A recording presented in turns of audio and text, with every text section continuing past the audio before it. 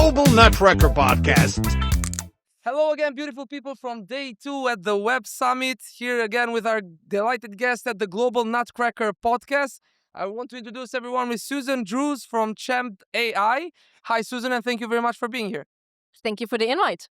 So, Susan, what does your company do?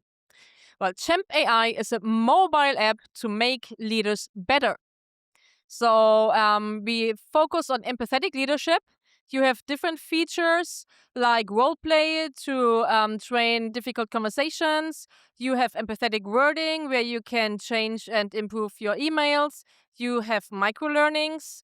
And least but not last, the very feature is well-being tracker, because most of the managers, they really don't take care that much of their well-being. So this app also focuses on what have you eaten, how did you sleep, do you do enough sports, how much water did you drink today. Also, hey, you have a meeting in half an hour, how do you feel? Maybe you should eat something, or maybe you should go around the block to calm down a little bit to be prepared for the meeting. So this is what we do. Fantastic. You know, as a manager for the past 7 years, that sounds very interesting because I'm not doing any of those things. I just go with the flow. And sometimes the work is crowding and, you work for 14 hours. Sometimes you work for 16 hours. So, life is like that.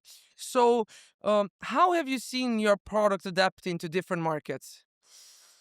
But Because I actually, think it's a cultural thing, right? Some cultures yes. really don't care a lot about well-being. Yes. It is a cultural thing in management. Obviously, we have markets where well, I go really for the middle management, and where middle management is really tough. Like for example, U.S. market or Japan is really tough. Then there are others, the European market, where we are really open-minded for this well-being. Now Yes. these days, work-life balance is all over the place. Fantastic. And when you say, just to clarify for the founders that are listening, because middle upper management are always evolving as terminology depending on the size of the company. So what would you consider middle management? So the people understand, like head of VP level, like where. Exactly. So middle management is the typical sandwich position where you have your team underneath, and they are really expecting things from you, that you are defending them. And then you have obviously the CEOs on top pushing for the right numbers. So you are in this pressure, you're really in between. Fantastic. And how big is the team currently and where are they located? Well, our team is really small. At the moment, we are 5 people, and we are based in Spain, in Morocco, Dubai, in Georgia. Well, that's a very interesting map that you just painted out for me. How did it happen? It happens to contacts. The world is networking. It's networking. So when I had the idea of the app, and I said, I want to build this app, how can I do, obviously, and to be honest, with low budget. So I started with Morocco with 2 wonderful students from the coding school who are developing the app itself. Then the designer is from Georgia, happened also to be a contact from a contact from a contact. And my solution architect, he's more or less between Morocco, but he's morely based in Dubai, which is a contact of a good friend of mine. So networking. So you know a guy who knows a guy. Basically, this Exactly. is how the business. Fantastic. I have nothing against that. That's a very good solution. Good. And let's say when it comes to how you're managing this team and how you want to scale this team, what are the difficulties that you have encountered along the way? Because these people located in all of these countries, something must have gone wrong somewhere that you had to fix, I imagine. Yes. So the problem here is that, for example, I myself, I'm not a remote person. You I go to do the not office. You like enjoy the office. remote working. Likewise, yes. I like my office, but obviously with this team, it is a challenge to create this company culture in a remote team. So we have like really rules you have to apply. Like have to be in a meeting, you have to put the video on. I don't like video meetings without the video on. 100% aligned with that one. Cameras must be on. People. Exactly. We need to see each other. So in order to really build something, I want to see where do they sit, what is the background, how do they speak, because also if we just have this little square and we just focus You on don't the understand the face. mimic. You don't know if they're serious about. Yes. They could be laying down as they Yes. speak, right? So Yeah. that's not exactly right. Exactly. So it is a challenge, but right now it's going very well. Fantastic. Very happy to listen to this. What are your plans for the next year? Where are you looking to expand?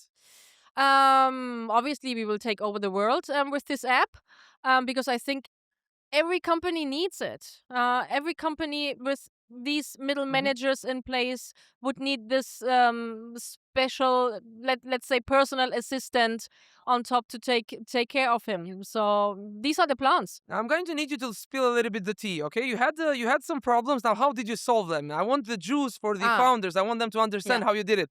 Communication, really communication, transparent communication. Maybe at some part they would say, "Oh, Susanne, that was really rough and tough." Maybe that's my German background as well. I'm really straight, because there was a time when the camera was off in a meeting, and I said, "Guys, listen, I want to see you. I need to feel what's happening." So this is something in the communication we need to fix right now. Also, I was really expecting that everybody always will be online at the same time, which is obviously not happening. But really talking it through and seeing also the perspective of them, and then they saw my point of view. We fixed it. Fantastic. What would be some advice that you would give to new founders who want to have a global team? My advice would be as well, listen, talk to them as much as you can. If you can travel there, meet them in person, take this time to really spend quality time with the team, to get to know them, to see how they click and how they tick. Because at the end of the day, those are the people building your company, right? Exactly. You cannot do anything on your own. Despite all of the AI shenanigans, you need people to drive everything and to create a global company. Exactly. Fantastic. So we'll jump straight away to the rapid fire session. Short questions, precise, the German way, okay? Just straight to the point. In 3 words, the key to scaling globally. Only 3 words. Listen, ask, listen. Fantastic. Weirdest compliance rule you've ever seen somewhere? I mean, you're German. You guys are somewhat experts on that one. The weirdest, don't heat up the fish in the microwave. Fantastic. If time and money wasn't an issue, one country you would expand. You have all the money all the time. Where would you go with your app? Japan. Japan. Because there I also feel from a cultural perspective there, the self-care of all of the employees, but especially managers, is lacking, if not non-existent, I would say. Yes. It Very makes interesting country. sense. Thank you very much, Susan, for being here. I'm very much looking forward to see how the company will grow in 2026 and hopefully to facilitate some growth for you with native teams. Thank you very much for being here. Thank you for having me. Have a nice one. Go global, not nuts.